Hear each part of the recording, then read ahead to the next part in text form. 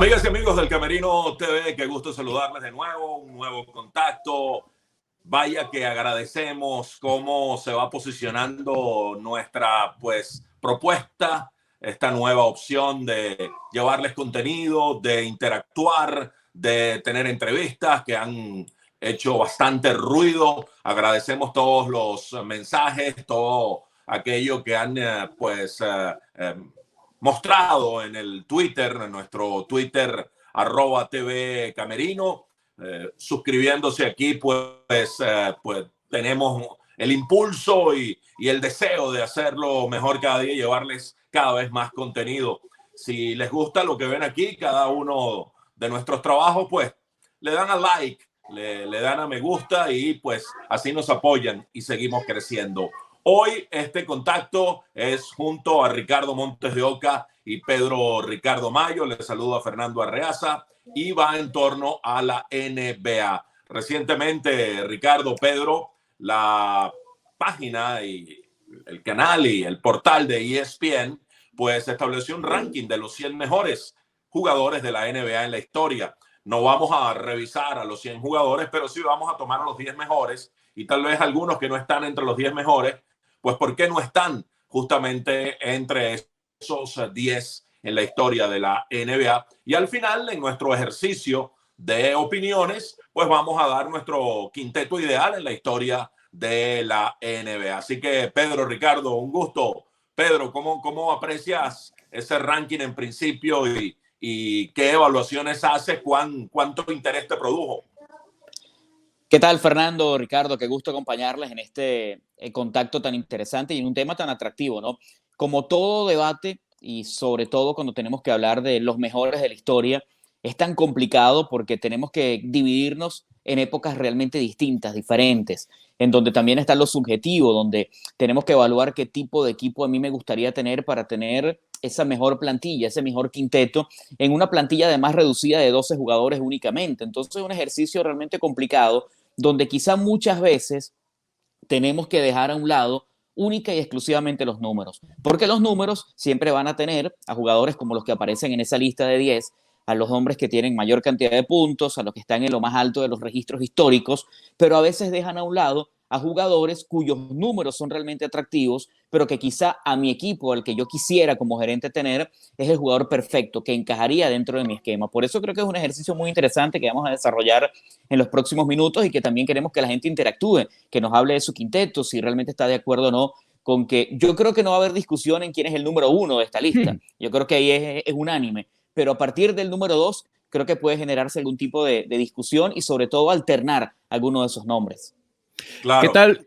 Escribiendo en esa, Ricardo, disculpa, nos escriben sus mensajes y nosotros los leemos todos porque es realmente interesante una vez que ustedes escuchan nuestro trabajo, nuestras opiniones, nosotros leer las de ustedes. Eso enriquece la discusión. Y bueno, Ricardo está en su salsa, Ricardo está en lo que a él le gusta más dentro de su pasión por el deporte en general, pero en la NBA y en este tipo de ranking y de discusiones, Ricardo está en la suya. Ricardo, ¿cómo está?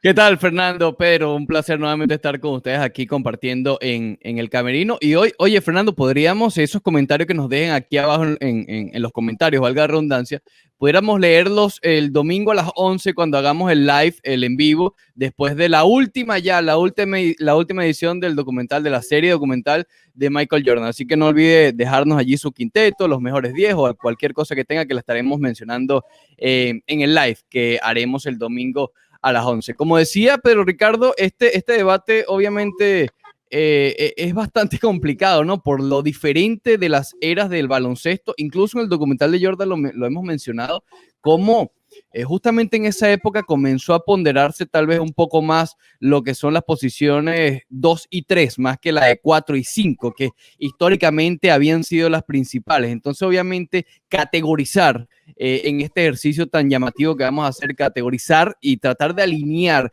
quién es más importante que quién, vaya que es una tarea bastante, pero bastante complicada. Definitivamente. Y el basquetbol va cambiando, ¿no? Hoy día tenemos ese basquetbol de perímetro, ese basquetbol europeo donde el centro pues no es al estilo de Will Chamberlain o de Shaquille O'Neal, por mencionar un par de centros en la historia. El centro dispara de tres, el centro juega en el perímetro. Uno chequea el básquetbol de la era de Jordan, que no está tan lejano ni es tan distante, y allí pues el básquetbol era como más duro, más de contacto, más de fricción, y establecía esa situación en torno al pivot de poder, ¿no? Al centro de gran potencia y de gran poder. Y entonces un jugador como Jordan pues marcaba una diferencia realmente espectacular en ese contexto de baloncesto. Entonces por eso es tan difícil y tan complicado el ejercicio. Vamos a reseñar quiénes son los 10 que estableció ESPN, y a partir de allí generamos pues los comentarios y lo que cada quien piensa. Del 1 al 10, y ya lo anticipaba Pedro, el número 1 es prácticamente unánime para todo el mundo, para todo el que analiza el básquetbol. El aficionado tiene su opinión, y hay aficionados que prefieren a LeBron James, prefieren a Kobe Bryant, o prefieren un gran centro de esos en la historia, o prefieren a Magic Johnson, o prefieren a Larry Bird, en fin. Pero en los estudios y análisis estadísticos y mirando logros, conquistas, campeonatos, pues Michael Jordan es el número 1, y lo es de este ranking de ESPN. El número 2 ya aparece allí posicionado LeBron James. El número 3 es Kareem Abdul-Jabbar, aquel centro de los Lakers vaya, el skyhook, que era un disparo prácticamente inmarcable. Bill Russell, con todos sus títulos y toda su categoría. Magic Johnson como número 5, el gran piloto de los Lakers que compartió con Kareem Abdul-Jabbar, y era un piloto de 2 metros que además todos los días tomaba rebotes y todos los días marcaba puntos, además de repartir muchas asistencias. Will Chamberlain como número 6, digamos como el representante de aquel básquetbol más añejo, más antiguo. Larry Bird como el número 7, Tim Duncan como número 8, Kobe Bryant como número 9 y Shaquille O'Neal como número 10. Ese es el ranking de ESPN del top 10. En principio, Pedro, ¿cómo aprecias ese top 10? Mira, a mí me parece que ahí están 10 nombres que perfectamente pueden tener ese lugar. Yo creo que no tengo en discusión, ni mucho menos, que ahí aparezcan hombres del pasado, porque marcaron una historia tremenda, ¿no? Cómo obviar a Will Chamberlain, cómo obviar a Kareem Abdul-Jabbar. Yo creo que también Bill Russell. Estamos hablando de jugadores que son y fueron muy importantes en épocas completamente distintas. Ahora bien, en el orden, y es allí donde muchos pueden decir que para ellos Kobe Bryant pudo estar un poco más arriba. Que quizás Shaquille O'Neal pudo haber peleado un poco más por lo que él representó durante esa era, en donde los Lakers junto a Kobe Bryant también marcaron un dominio tremendo gracias a esa figura de Shaquille en la pintura, como hombre fuerte, como hombre de los rebotes, y además de hacer funcionar al equipo alrededor, porque tú decías algo muy cierto, Fernando. Antiguamente los equipos ganadores en la NBA giraban en torno a un buen centro. No quiere decir que no eran importantes los otros jugadores, ni mucho menos, porque todos los demás jugadores eran fundamentales, porque eran los que terminaban anotando a veces mucho más puntos, pero tenías un centro que te marcaba una presencia tremenda y que hacía que incluso el alero fuerte, el puesto 3, trabajaran en función a ayudar y luego sacar la bola. Hoy en día, esa figura, hoy además ha cambiado el baloncesto en el sentido de que el jugador es mucho más atlético. No es que no lo fuera antiguamente, pero ser mucho más atlético representa adaptarse a esa era que también mencionábamos al principio, a esa era donde cualquiera puede bajar la pelota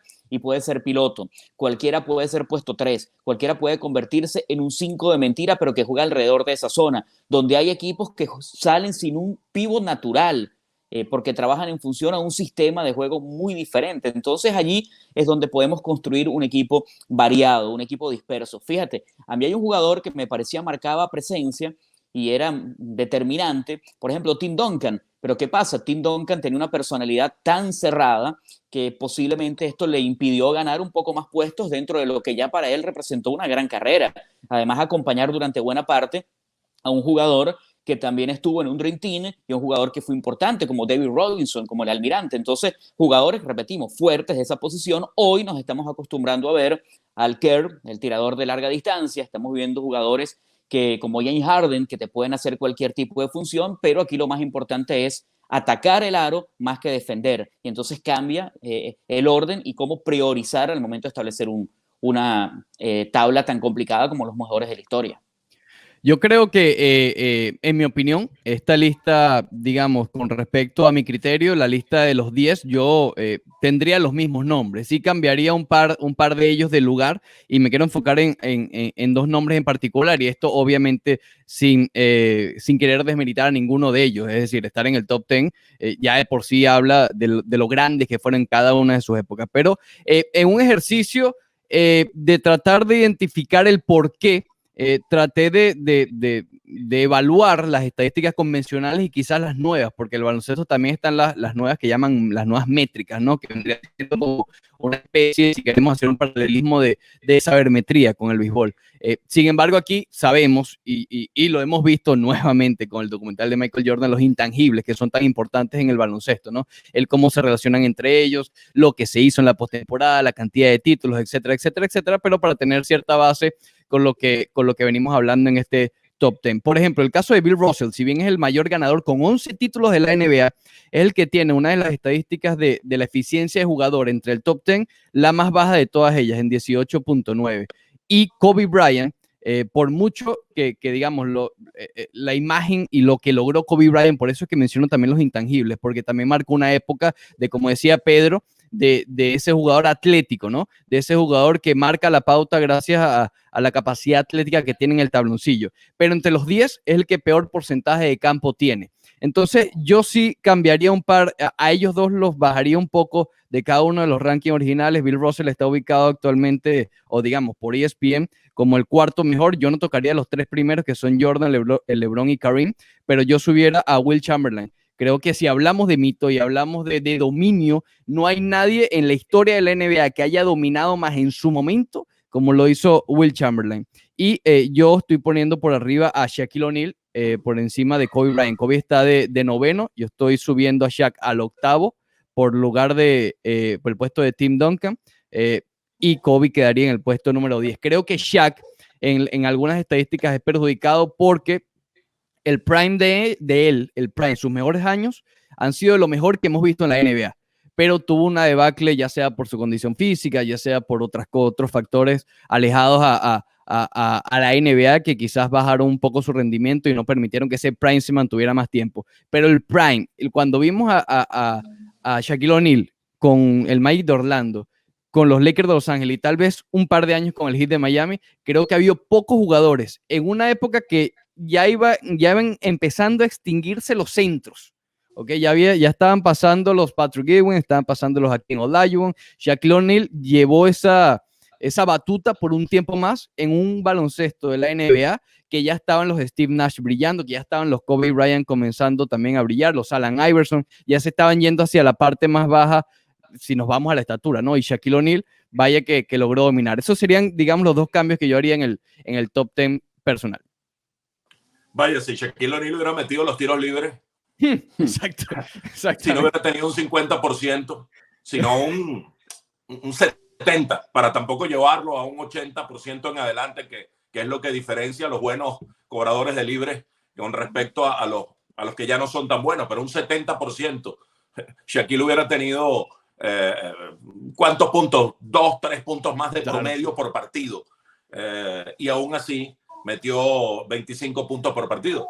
Pero no los metió. Ese es el hecho objetivo, que no tuvo la habilidad, la virtud para pues mejorar ese aspecto Shaquille O'Neal. Y sin embargo, y ya vamos a llegar a esa discusión, yo lo tengo como mi centro en la historia. Aún bueno, no voy a adelantarme, pero vamos a después hablar de eso, que es el cierre de este contacto aquí en el Camerino TV. Vamos a mirar del 20 al 11, ¿no? Para entrar en esas discusiones. El número 20 es Kevin Garnett, según el listado de ESPN. El número 19 es Dirk Nowitzki, el alemán, que es considerado el mejor jugador extranjero por muchos, y yo me incluyo, en la historia de la NBA. Y probablemente a partir de Dirk Nowitzki comenzó a cambiar un poco el baloncesto en la NBA con el estilo europeo, como el hombre de 7 pies capaz de meter triples con el no era el skyhook de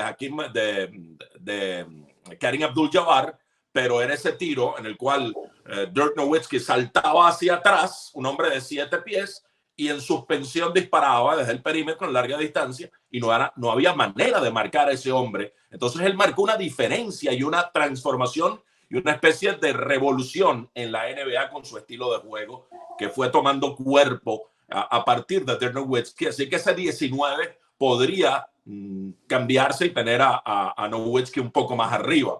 Moses Malone es el número 18. Karl Malone, a quien yo pongo entre los 10 mejores. Yo saco con todo y sus títulos a Tim Duncan de los 10 mejores y pongo al cartero Karl Malone como número 9. De una vez hago ese cambio. Aquí también hay una dosis, Ricardo, Pedro, de gusto. Claro, de que uno vio y de quién lo impactó a uno. Un poco una dosis subjetiva combinada, evidentemente, con elementos. Aquí todos son grandes, primero, partiendo de allí. Todos son jugadores excepcionales. Entonces, vaya, sí, Malone no tuvo los títulos. Jordan no se lo permitió. Tim Duncan sí tuvo los títulos, 5. Pero creo que en temporada regular, Malone es el mejor alero fuerte en la historia de la NBA. Y por allí ya voy adelantando también algunas opiniones. Jerry West como número 16. Allí nuestro popular Leandro Soto, que está como director de este video del Camerino TV, coloca una foto del cartero Malone. Jerry West como número 16. Julius Erving como número 15, Dr. J. Kevin Durant como número 14, Stephen Curry como número 13, Hakeem Olajuwon como número 12 y Oscar Robertson, el hombre que había promediado, el único en la historia para triples dobles hasta que a Russell Westbrook se le ocurrió hacer de eso una costumbre, pues bueno, está como número 11. Yo quisiera escuchar la opinión de ustedes. Ya ustedes dicen que los 10 son los que son. Yo pongo a Malone en el puesto número 9 y en lo que respecta a los 10 mejores, yo subo a Magic Johnson un par de peldaños, lo pongo como número 3 detrás de Jordan y de LeBron James. Y bueno, Kareem Abdul-Jabbar pasa al cuarto, Bill Russell al quinto y luego hacia arriba los dejo igual hasta que incluyo a Karl Malone como el número 8 en la lista por arriba de Kobe y de Shaquille O'Neal. ¿Qué de esos jugadores del 11 al 20 piensan ustedes, Ricardo? Yo en lo particular con Karl Malone, fíjate que no lo meto en los 10, pero lo había escrito como el número 11. Me parece una locura que Karl Malone esté de número 17 en la lista de ESPN. Para mí, Karl Malone, si no está en el top 10, en el caso mío, está en el número 11. De resto, me parece que está bien, sacaría a uno solo y esta decisión no lo va a sorprender. Kevin Garnett lo sacaría y metería a Dwayne Wade, que está en el número 26, que me parece una locura que Wade esté tan lejos también. Por eso, y lo decíamos antes de comenzar la transmisión en el Camerino, creo que en los primeros 10, 15 ESPN está bastante acertado. Después es que comienza a verse unas cuantas decisiones un poco raras, ¿no? Por ejemplo, y aquí ya quizás me estoy separando entre el 11 y el 20, pero que Giannis Antetokounmpo ya esté en número 27, cuando apenas está comenzando su carrera, a mí me parece bastante... Eso, sí. Que esté por encima de Iverson, por ejemplo. Es decir, todavía no, ok, a lo mejor sí, pero si a ver, vamos, Antetokounmpo y Iverson hicieron lo mismo, que ha sido ganar un MVP. Incluso Iverson llegó a una final, Antetokounmpo todavía no. Cada uno de estos jugadores yo pondría a Dwayne Wade en el número 20 por Kevin Garnett y tendría allí muy pegado a Dirk Nowitzki, que creo que son dos carreras bastante similares.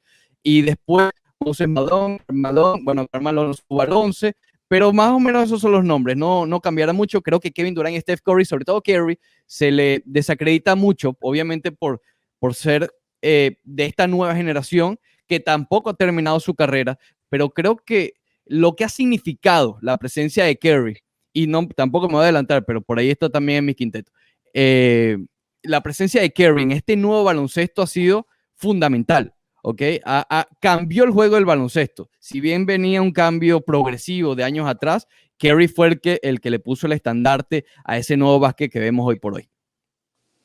Pedro, ¿qué evaluación haces de ese 11 al 20 y qué modificaciones implementarías y cómo evalúas eso que subrayó y que apuntó Ricardo de Giannis Antetokounmpo, que aparece ya como número 27? Pareciera demasiado alto ya, ¿no? Para el poco tiempo que tiene Antetokounmpo de estelaridad del griego. Yo no dudo que pueda estar eventualmente arriba, no sé, entre los 20 mejores tal vez, pero pareciera que el 27 ahora mismo es una exageración. Sí, completamente de acuerdo. Además que, como bien decía Ricardo, Él apenas está comenzando su carrera, sí, una carrera que hasta ahora ha tenido un gran éxito, un hombre que ha marcado una tendencia, una diferencia alrededor de lo que él le ha podido aportar a su equipo, pero el tiempo dirá en dónde puede ubicarse en la élite de esos jugadores donde dieron durante algunos de ellos hasta 2 décadas lo mejor de su baloncesto. Entonces allí yo también estoy completamente de acuerdo, pero si no incluimos Antetokounmpo, yo también quisiera incluir entre los mejores 20 de la historia a jugadores que también tienen poco tiempo en el baloncesto actual, porque todavía tienen algo que demostrar, cómo, hasta dónde van a llegar en su carrera. Claro, van a seguir ascendiendo probablemente algunos de ellos. Ojalá que no haya lesiones, ojalá que su carrera pueda seguir en esa línea ascendente que hemos observado. Por eso es muy complicado establecer esos equipos mezclando jugadores de épocas diversas. Nosotros hoy no sabemos cómo un jugador como Shaquille O'Neal, que lo vemos en la imagen, haya podido convivir en su momento con otro jugador dentro del mismo equipo como Bill Russell, más allá que son jugadores de la misma posición. ¿Cómo pueden convivir jugadores como, no Michael Jordan, porque probablemente Michael Jordan con su forma de actuar en el tabloncillo se hubiese adaptado a las épocas en las cuales pudo haber convivido, pero eso yo creo que es el punto más importante. Ahora, de Karl Malone, yo también a Karl Malone lo tengo en mi equipo y lo tengo en los 12 jugadores que a mí me gustaría tener en una franquicia, porque él era un jugador que tenía el liderazgo, que además junto a John Stockton formaron parte de un equipo al cual llevaron a lo más alto. Decía Fernando algo muy claro, estar en la misma época de Michael Jordan y esos Bulls, que eran Jordan, pero eran Pippen, que eran en su momento Steve Kerr, que tenían en su momento a Horace Grant, que Bill Cartwright marcaba también ese puesto 5 que era tan importante, que era un buen equipo alrededor de la gran figura. Ellos no pudieron llegar más allá. El Charles Barkley, que se tropezó una y otra vez con la posibilidad de obtener un título, un campeonato. Todo eso hay que tomarlo en consideración. Ahora, en torno al jugador europeo, que es el caso de Dirk Nowitzki, hay un jugador que lamentablemente nos dejó muy temprano y que yo creo que si su carrera hubiese seguido como iba, estaría hoy entre los mejores 20. Era Drazen Petrovic, que vaya que era un jugador que tenía un buen disparo de media y larga distancia, que podía defender, que bajaba la pelota y que parecía tener los argumentos para ser la figura perfecta en la transición de este baloncesto que vemos hoy a la época en la cual él vivió, a la época en la cual él llegó a la NBA, pero fue muy prematura su presencia en el mejor baloncesto del mundo. Sí, sí, si bien todo eso hay que evaluarlo, como bien dice Pedro, las distintas épocas, yo siempre he creído y lo he manifestado en este tipo de discusiones siempre, que el talento superlativo se hubiera impuesto en cualquier época.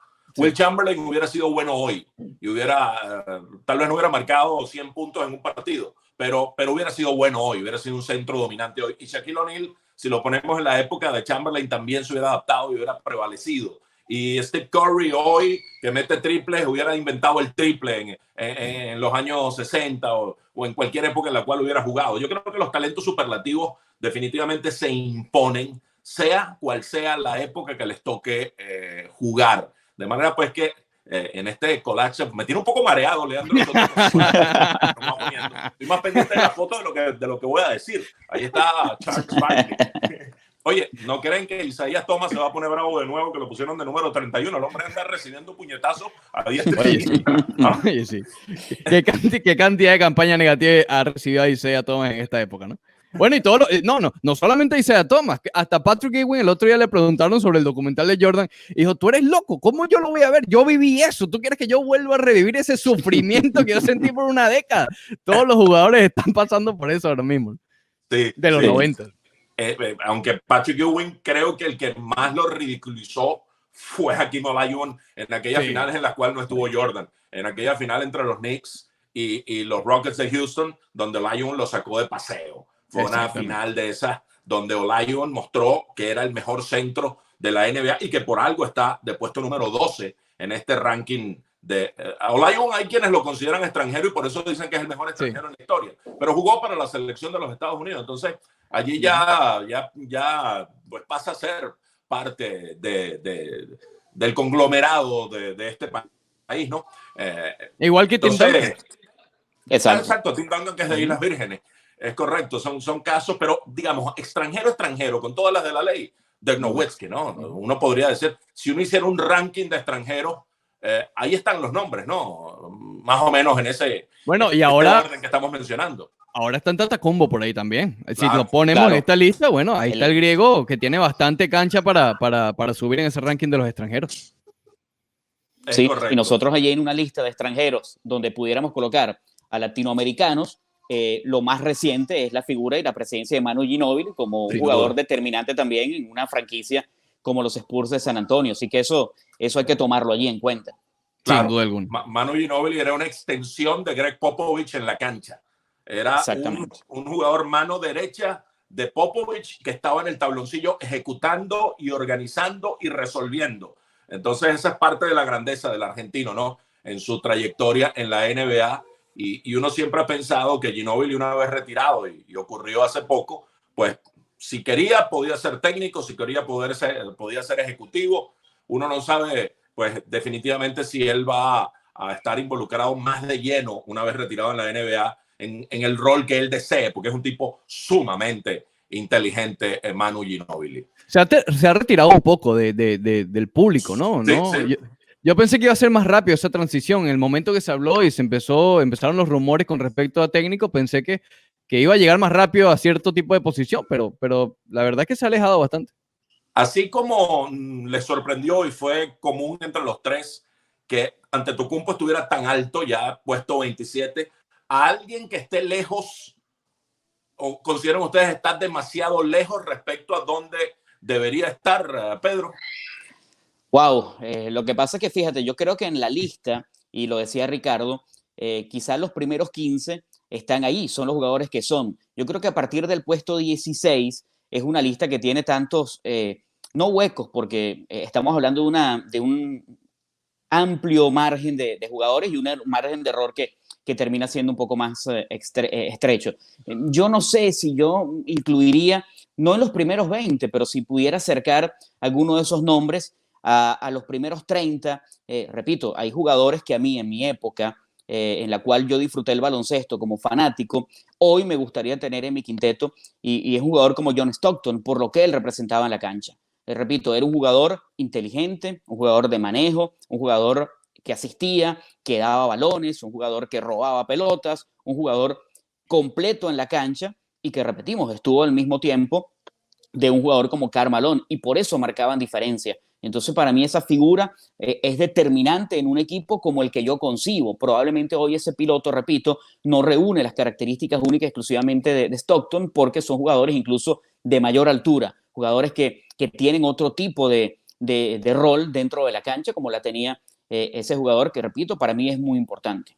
Hay un nombre en particular que me sorprende que esté tan lejos, que es Jason Kidd, que está de número 35. Por ejemplo, James Harden ya está por encima de él. Yo sé que James Harden ganó el MVP recientemente, pero yo creo que lo que hizo Jason Kidd en su momento fue bastante importante. Hay otro como Reggie Miller, que está en el puesto 49. Oye, hablando de humillaciones a Patrick Ewing, uno fue de Olajuwon y la otra fue de Reggie Miller con el famoso, ¿te acuerdas? ¿Cómo es que se llamaba el director de cine que está ahí? Spike Lee. Entre Spike Lee, exacto, que básicamente incentivó ese fuego en Reggie Miller, que anotó una cantidad de puntos en cuestión de 2 segundos, humilló a Patrick Ewing a los Knicks. Pero sí me sorprende que esté tan lejos. Reggie Miller, puesto 49, Jason Kidd 35. Creo que debieron estar un poco más adelante. Bueno, Jason Kidd hizo de los Knicks en su época un jugador capaz de llevar a las finales a esa institución. Dos seguidas, un ¿no? Poco, claro, perdiendo finales ante los Lakers, perfectamente entendible porque eran los Lakers dominadores de esa época, y después con San Antonio, que también estaba en un momento de ascenso vertiginoso. Fíjate, esos son dos puntos muy interesantes. Ahora, el caso de Harden, que lo quiero colocar aquí, posiblemente con el tiempo él va a seguir anotando puntos, él va a seguir subiendo en varios renglones y departamentos, y probablemente cuando se vuelva a hacer una lista de los mejores, él va a subir, pero para mí Harden, hoy por su estilo de juego, no debe estar entre los mejores 15 o 20 en poco tiempo, porque como bien decía Ricardo, hay algunas estadísticas que lo terminan perjudicando. Harden no defiende, Harden además también falla muchos tiros de cancha, Harden además toma muchos disparos, es verdad, termina siendo un jugador muy individualista sobre el tabloncillo. Entonces, eso para mí lo perjudicaría, pero repito, él va a seguir subiendo en ese ranking cuando lo volvamos a hacer en unos 10 años, 15 años, porque el baloncesto de hoy te demanda puntos, te demanda anotar. Hoy en día es muy importante eso más que defender, y es allí donde lo van a colocar cuando se analice próximamente. Claro, claro. Ese es el parámetro para tener a la Barba allí también posicionado y probablemente subiendo con el paso del tiempo. Hay otro extranjero, hablábamos de extranjeros anteriormente, el canadiense Steve Nash en el puesto número 30. No sé si está muy alto Nash. Sí es uno de los mejores extranjeros en la historia de la NBA, pero el periodo de prime de Nash, de estelaridad, fue hasta cierto punto corto, porque comenzó siendo un jugador de rol, un jugador que venía de la banca, que tomaba minutos, luego sí toma el rol de estelaridad, pero dura, ¿cuánto? 6, 7 años. Sí, es breve. Es breve, hasta que la espalda lo traiciona. Cuando llega a Los Ángeles, a los Lakers, con grandes expectativas, la espalda no le dio más al canadiense y pues no pudo, digamos, sostener por más tiempo ese nivel que en un momento ofreció, sobre todo con los Suns de Phoenix y con los Mavericks de Dallas. Uno de los mejores cobradores de libres en la historia y uno de los jugadores más inteligentes en pisar un tabloncillo. Eso sí hay que decirlo de Nash, porque esa capacidad periférica que él tenía de mirar el juego era un poco como Jason Kidd, ¿no? Pero tal vez incluso él perfeccionó y elevó la calidad de Kidd para distribuir el juego, para mirar a un lado y pasar al otro y para desconcertar al rival. Pero al final me parece que en la discusión está un poquitico alto Nash por los años de estelaridad. No sé qué piensan ustedes, Ricardo, Pedro. A mí no me molesta Nash ahí. Nash, sí estoy de acuerdo que la parte de su prime fue bastante breve, pero creo que con los números que tuvo fue 2 veces ganador de MVP y también por el significado de esos equipos de Phoenix, de Anthony junto a Mare Stoudemire, que digamos fue el principio de lo que estamos viendo hoy también. Lo mencionábamos antes con respecto a Steph Curry, que fue el que terminó de concretar este estilo de juego, pero todo esto comienza de esta ofensiva tan dinámica y tan potente en ese equipo de los Suns de Phoenix. De hecho, yo me atrevería a ponerlo hasta un poco más adelante, porque para mí, si hoy comparamos la carrera de Steve Nash con lo que lleva Antetokounmpo, yo estoy indignado con Antetokounmpo, Fernando. Steve Nash debería estar por encima de Antetokounmpo e incluso de Kawhi Leonard, que también está ahí de puesto 25 por encima de Antetokounmpo, a pesar de sus 2 títulos. Ojo, pero no sé, creo que todavía no lo metería por ahí todavía. Sí, yo creo que eso es un tema de discusión para un próximo debate, ¿no? La presencia de esos jugadores de la nueva era, de la nueva época de baloncesto. Pero sí, Steve Nash era el que tenía prácticamente, era como el Leandro de esta transmisión, pues, que estaba pendiente de los controles, muy atento, sí. y colocaba la foto en el momento justo, ideal. Oye, Pedro, hasta una foto de Spike Lee puso ahí. Leandro, yo todavía no he visto una película buena de Spike Lee. Pero mira, ahí está, fíjate, está muy pendiente. Entonces, Blackman es muy buena.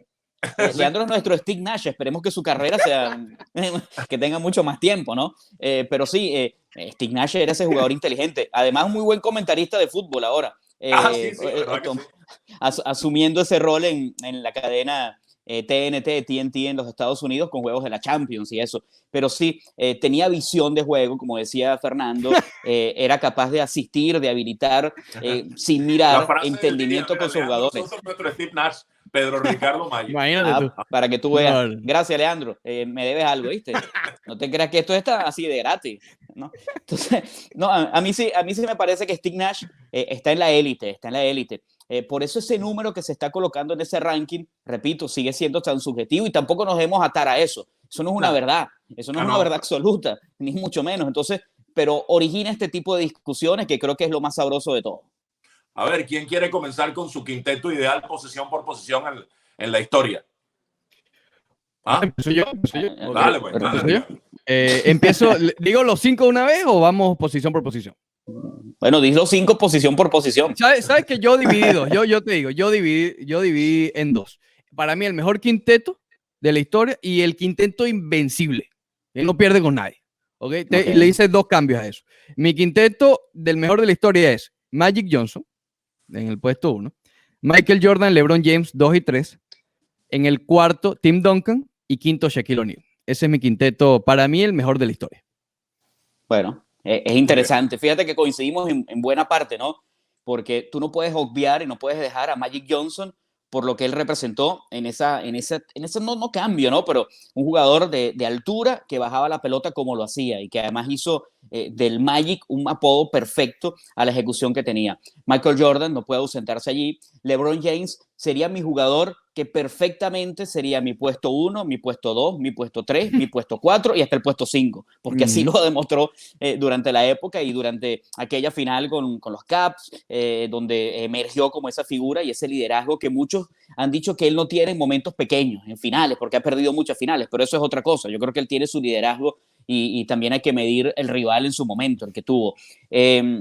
LeBron aparece allí. Fíjate que cuando hablamos de puesto 4, puesto 5 natural, el puesto 5 tiene que ser Shaquille O'Neal, indudablemente. Yo creo que ahí no podemos discutirlo. Ahora bien, ¿qué equipo necesito yo? Yo necesito un equipo con un escopetero firme. Bueno, yo pudiera alternar allí a Larry Bird y colocarlo en mi quinteto, sin ser un quinteto muy alto, pero también pudiera incluir, como bien decía Ricardo, Tim Duncan. Entonces, es la variabilidad que me puede dar. A Larry Bird lo puedo bajar a un puesto más, lo puedo tener como puesto 3 y el LeBron ponerlo como puesto 4. Entonces, allí tengo un equipo que me va a ofrecer muchas opciones, pero alrededor de la figura de un pívot natural que es Shaquille O'Neal. Bien, interesante. Coincido en buena medida con ustedes dos. Yo trato de poner a cada uno en la posición donde se sienta más confortable y LeBron tiene que estar allí sin duda. Y evidentemente el punto de partida es Jordan. Y voy a ir del 5 al 1. Con el perdón de Will Chamberlain y esa otra época que uno no vio, un tipo que metió 100 puntos en un juego. Es una cosa insólita, meter 100 puntos en un juego. O sea, ¿cómo alguien puede meter 100 puntos en un juego? Sí, no, exacto. O sea, como alguien que dé 7 jonrones en un partido, no sé, una cosa absolutamente insólita. Y además el tipo metió como 5 veces más de 70 puntos, que es el único en la historia. Entonces, pero no, o sea, no lo vi, todo eso es impresionante y tal vez ese sí era otro baloncesto, aunque yo insisto, él y su talento superlativo le hubiera permitido prevalecer hoy día también. Pero con el perdón de Will Chamberlain, con el perdón de Kareem Abdul-Jabbar, con el perdón de Hakeem Olajuwon, yo también me inclino por Shaquille O'Neal, por ese poder natural de Shaquille para jugar la posición número 5. Con todo y su deficiencia en los tiros libres, la personalidad de Shaquille también me permite y me convence de que es el hombre ideal para estar allí en mi quinteto estelar como puesto 5. Como puesto 4, ya yo había anticipado, Karl Malone. En mis equipos de fantasy, yo le pongo a mis equipos de Melman, de NBA. Es un tipo que he admirado mucho. Por eso yo decía antes que aquí hay una dosis de subjetividad, de gusto, apoyados, por supuesto, en grandeza. Yo no voy a poner, no sé, a Will Perdue, porque era un tipo simpático y porque me caía bien en alguna posición de relevancia. Pero Karl Malone fue un grande y lo pongo como mi alero de poder, como mi puesto 4.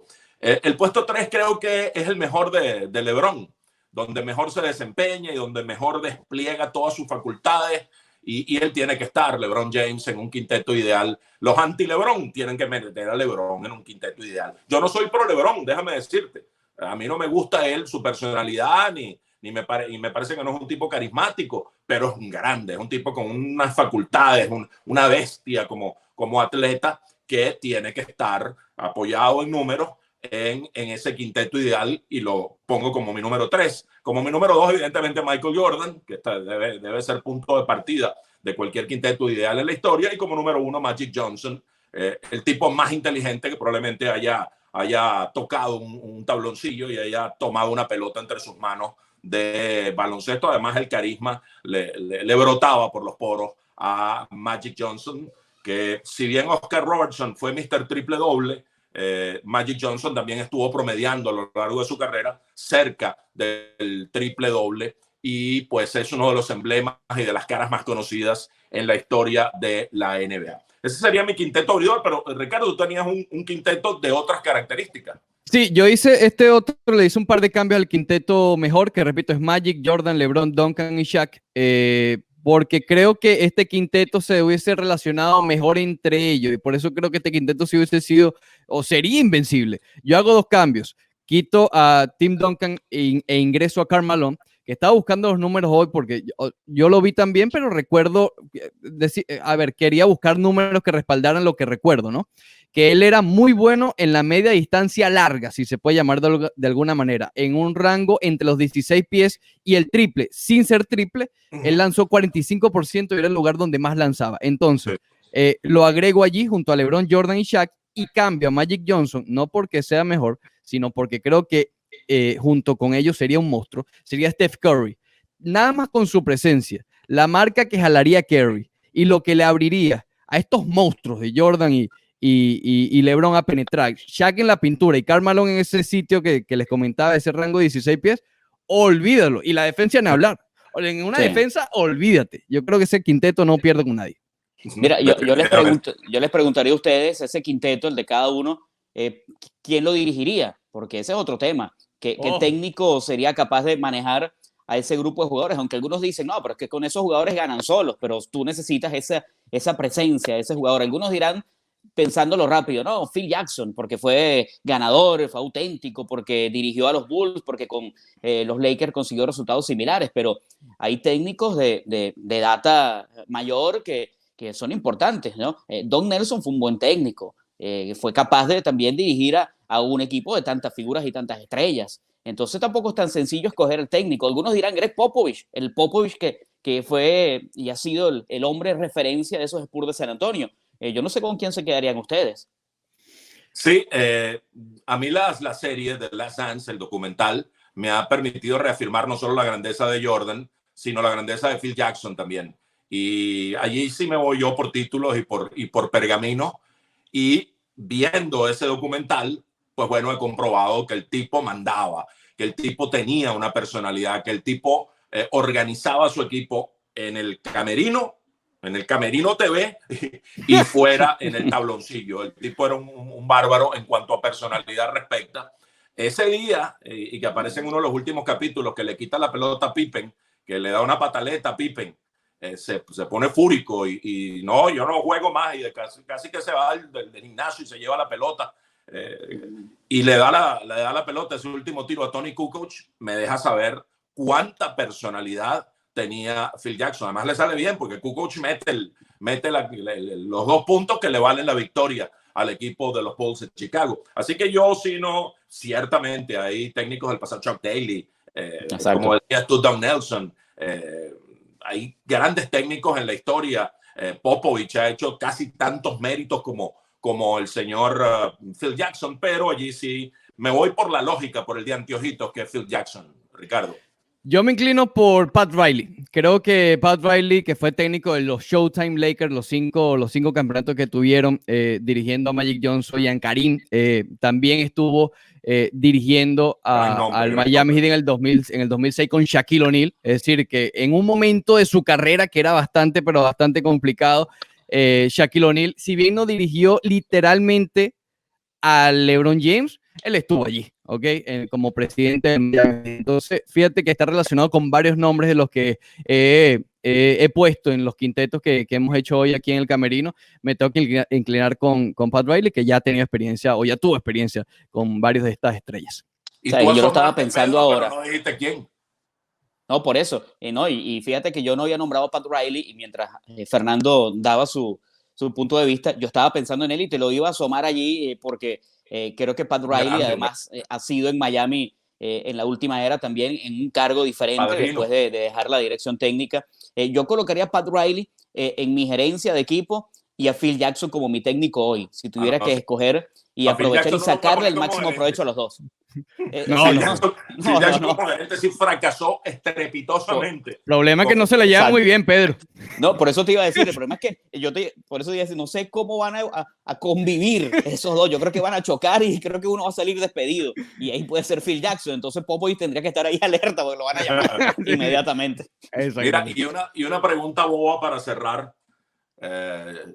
En ese quinteto que hemos elegido cada uno, ¿quién tiene la pelota para el tiro decisivo, para meter la cana? Porque ahí hay una lucha de egos, ahí hay 5 tipos bien bravos. Leandro Soto. No, Leandro no. Caramba, la cara es una. Dale.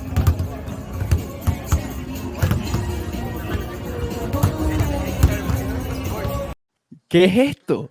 Pero bueno, pero si esto el Camerino TV es una cosa seria, chicos, ¿Pero qué le pasa a Leandro ¿Qué Soto? acaba de suceder? Eso, Pat alguien Riley. ha saboteado esta transmisión. Michael Jordan.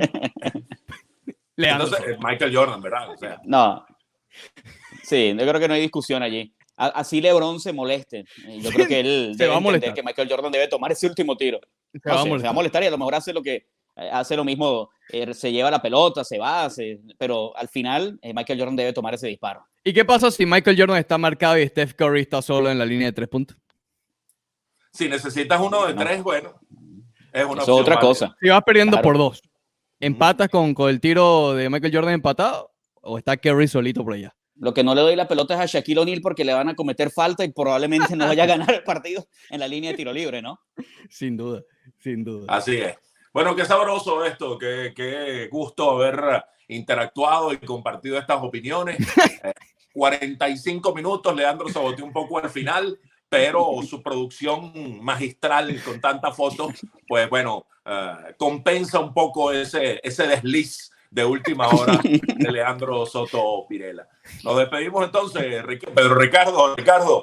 Hasta una próxima oportunidad. Nos vemos. El Camerino TV a la orden de todos ustedes. Si les gustó, denle like y díganle a sus amigos para que se suscriban. Hasta la próxima.